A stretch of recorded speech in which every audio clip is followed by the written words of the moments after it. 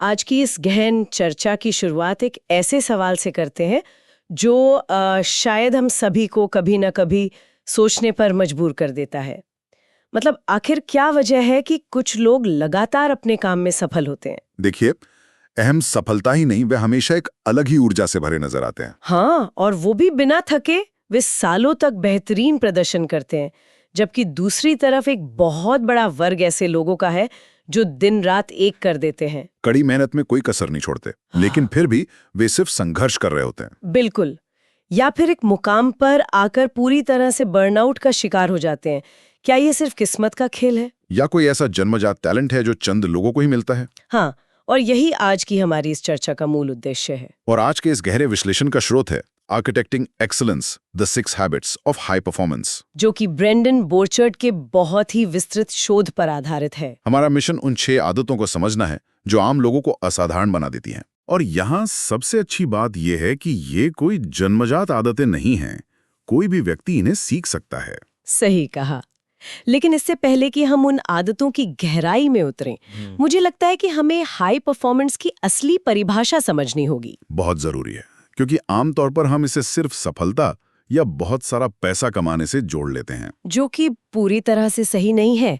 अक्सर सफलता की एक बहुत बड़ी कीमत होती है, स्वास्थ्य बिगड़ जाता है या रिश्ते खत्म हो जाते हैं। ठीक यही वो बिंदु है जहां हाई परफॉर्मेंस और सामान्य सफलता के बीच की लकीर खिंचती है।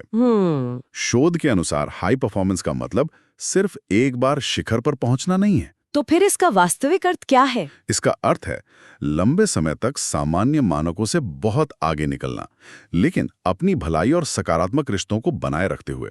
मतलब ये एक होलिस्टिक अप्रोच है। सफलता के साथ खुशी, ऊर्जा और अच्छे रिश्ते भी होने चाहिए। बिल्कुल। और डेटा में जो सबसे दिलचस्प बात सामने आई वो ये थी कि इसका उम्र, जेंडर या पर्सनैलिटी से कोई लेना देना नहीं है। इंसान की शिक्षा से भी नहीं। नहीं, ये पूरी तरह से आदतों का खेल है। ठीक है, आइए इसको समझते हैं। अगर सब कुछ आदतों पर ही टिका है, तो पहली आदत क्या है? पहली आदत है स्पष्टता खोजना, जिसे हम सीक क्लैरिटी कहते हैं। हम अक्सर सोचते हैं कि एक दिन हमें अचानक से कोई आहा मोमेंट मिलेगा और जिंदगी का मकसद साफ हो जाएगा। हाँ, स्पष्टता कोई ऐसा पार्सल तो है नहीं जो एक दिन अचानक डिलीवर हो जाएगा। ये एक बहुत ही आम गलतफहमी है। हाई परफॉर्मर्स स्पष्टता का इंतजार नहीं करते। तो वे क्या करते हैं? वे इसे सक्रिय रूप से खोजते हैं। वे लगातार खुद से शक्तिशाली सवाल पूछते हैं। जैसे, भविष्य में मैं किस तरह का इंसान बनना चाहता हूँ, या मैं क्या हासिल करना चाहता हूँ, और सबसे जरूरी बात यह कि मैं कैसा महसूस करना चाहता हूँ। उनके पास अपने लक्ष्यों और अपनी पहचान की स्पष्टता होती है। बिना इसके इंसान सिर्फ भटकता रहता है। बिल्कुल। और हर दिन इस स्पष्टता को बनाए रखने का एक बहुत ही प्रैक्टिकल तरीका भी है। वो तरीका क्या है? हर सुबह उठकर खुद से पूछना कि आज क्या जरूरी है, और आज किस इंसान को या किस काम को मेरे सबसे बेहतरीन रूप की जरूरत है। सही कहा। जब दिन की शुरुआत इस इंटेंशन के साथ होती है तो गैर जरूरी चीजें अपने आप फिल्टर हो जाती हैं। ये बहुत ही प्रभावी तरीका है। अब मान लीजिए स्पष्टता आ गई, इंसान को पता है कि उसे क्या करना है, लेकिन सफलता के लिए ऊर्जा भी तो चाहिए। हाँ, और ये सिर्फ शारीरिक ऊर्जा तक सीमित नहीं है। मतलब सिर्फ एक्सरसाइज, अच्छा खाना या नींद ही काफी नहीं है। यहाँ सबसे हैरान करने वाली बात यह है कि असली गेम चेंजर शारीरिक ऊर्जा नहीं, बल्कि भावनात्मक और मानसिक ऊर्जा है। लोग शारीरिक रूप से थके नहीं होते, लेकिन मानसिक रूप से इतने ड्रेन हो जाते हैं कि छोटा काम भी पहाड़ लगता है। बिल्कुल। हाई परफॉर्मर्स इस बात का इंतजार नहीं करते कि माहौल अच्छा होगा तो वे खुश होंगे। वे जानबूझकर अपने अंदर खुशी, कृतज्ञता और आत्मविश्वास जैसी भावनाएं उत्पन्न करते हैं। क्योंकि ऊर्जा हमेशा अर्थ या मीनिंग से पैदा होती है। अगर काम का कोई अर्थ नहीं है तो प्रदर्शन गिरेगा। लेकिन तनाव भरे माहौल में लगातार काम करते हुए वे ये ऊर्जा कैसे बनाए रखते हैं? इसके लिए वे ट्रांजिशन मैनेज करते हैं। ट्रांजिशन मैनेज करना मतलब एक काम से दूसरे काम में जाते वक्त? हाँ, जैसे एक तनावपूर्ण मीटिंग से निकलकर परिवार के साथ समय बिताना। आम लोग इस थकान को साथ लेकर चलते हैं। और हाई परफॉर्मर्स? वे हर ट्रांजिशन के बीच एक छोटा सा पॉज लेते हैं, पिछले काम का तनाव छोड़ते हैं और अगले काम के लिए एक नया इरादा तय करते हैं। रिलीज टेंशन और सेट इंटेंशन, ये दिमाग को रीसेट करने जैसा है। बिल्कुल। अब जब ऊर्जा और स्पष्टता दोनों आ गईं, तो इससे एक बहुत जरूरी सवाल उठता है, इंसान लगातार बेहतर करने के लिए प्रेरित कैसे रहता है? क्योंकि मोटिवेशन तो अस्थायी होता है, आज है कल नहीं। से तीसरी आदत सामने आती है, आवश्यकता बढ़ाना या रेज नेसेसिटी। अगर हम किसी भी असाधारण व्यक्ति को देखें तो वे सिर्फ प्रेरणा के भरोसे काम नहीं करते। वे अपने अंदर एक गहरी जरूरत पैदा करते हैं। उनके लिए बेहतरीन प्रदर्शन करना एक विकल्प नहीं होता, वो एक अनिवार्यता बन जाती है। वे सोचते हैं कि मुझे हर हाल में ये करना ही होगा, लेकिन ये आंतरिक दबाव आता कहाँ से है? ये आंतरिक पहचान और बाहरी जिम्मेदारी का मिलन है।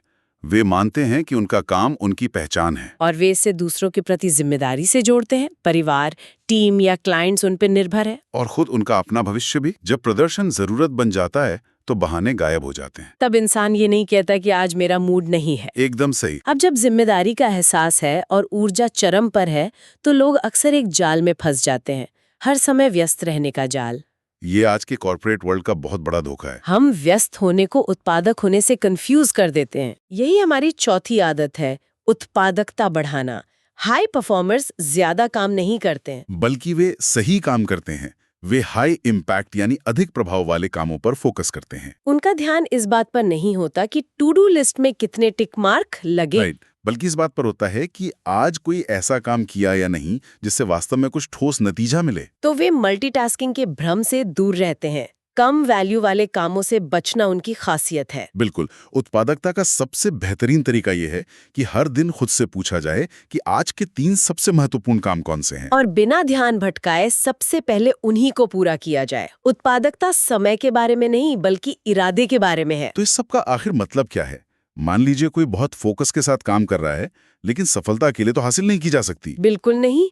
सफलता को स्केल करने के लिए दूसरों की जरूरत होती है। यही 5वीं आदत आती है, प्रभाव विकसित करना, जिसे हम डेवलप्ड इन्फ्लुएंस कहते हैं। लेकिन इन्फ्लुएंस का मतलब दूसरों पर हुक्म चलाना तो नहीं है। अगर इसको बड़े पैमाने पर देखें तो प्रभाव का मतलब है कि लोग आपके साथ काम करना चाहते हैं। वे आप पर भरोसा करते हैं, और ये रातों रात नहीं बनता। ये स्पष्ट संचार, सहानुभूति और दूसरों की वैल्यू बढ़ाने से आता है। लेकिन क्या इंट्रोवर्ट लोगों को इसके लिए अपनी पर्सनैलिटी बदलनी पड़ती है? बिल्कुल नहीं। प्रभाव बात करने के तरीके से नहीं, बल्कि चरित्र और दूसरों को समझने की क्षमता से आता है। हाई परफॉर्मर्स दूसरों को ध्यान से सुनते हैं, उनके अंदर की एक क्षमता पहचानते हैं। और जब हम लोगों को उनका सर्वश्रेष्ठ रूप देखने में मदद करते हैं तो प्रभाव अपने आप बढ़ जाता है। सम्मान मांगा नहीं जाता, कमाया जाता है। अब आते हैं छठी और आखिरी आदत पर, जो बाकी सभी आदतों को एक साथ बांधती है, साहस दिखाना या डेमोन्स्ट्रेट करेज। यहाँ पर बात सच में बहुत दिलचस्प हो जाती है, क्योंकि साहस ही औसत और असाधारण के बीच का असली अंतर है। अगर आपके पास स्पष्टता, ऊर्जा और टीम सब कुछ है, लेकिन कदम उठाने का साहस नहीं है, तो सब बेकार है। साहस का मतलब ये तो नहीं है कि इंसान को डर ही ना लगे। डर स्वाभाविक है। असली साहस का मतलब है डर के बावजूद एक्शन लेना। मीटिंग में अपनी बात रखना, जोखिम लेना और जरूरत पड़ने पर मदद मांगना। मदद मांगना कमजोरी नहीं है, बल्कि ये खुद एक साहस का काम है। बिना साहस के इंसान सिर्फ कंफर्ट जोन में रहता है और आराम के उस दायरे में कोई ग्रोथ नहीं होती। ग्रोथ हमेशा डर की लकीर के दूसरी तरफ होती है। तो हमने इन 6 आदतों को गहराई से समझा, लेकिन इस पूरे स्रोत का सबसे महत्वपूर्ण निचोड़ क्या है?